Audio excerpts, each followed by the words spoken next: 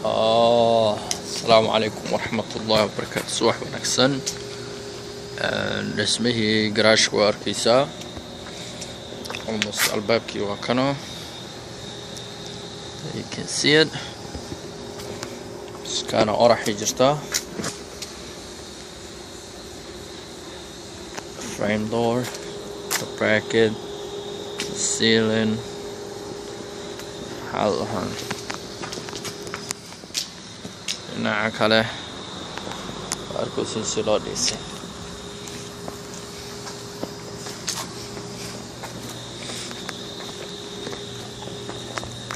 this is 11 feet wide all the way up.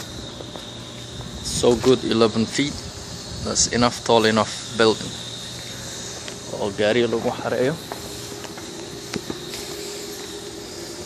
Arkaysiin albaabkii garaashka kasoo gali lahaa gaariga.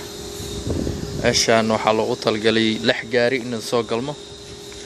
Hadaa riigada fiirisid, riigadaas iyo riigada geeskaas jirto waa meel 6 gawaari in soo gasho loogu talgalay waaye. You can see the age frame.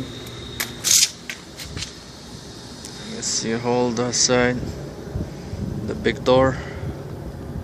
albaab yar uu leeyahay iyo laba albaab waaweyn.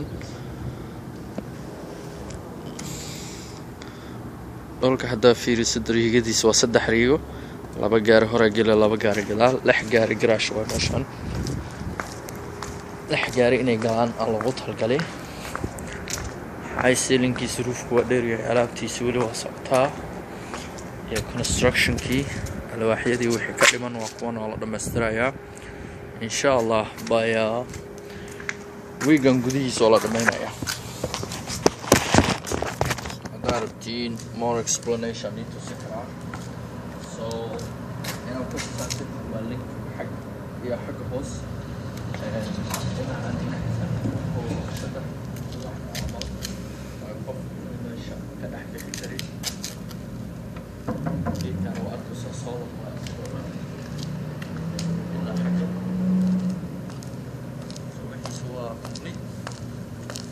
done.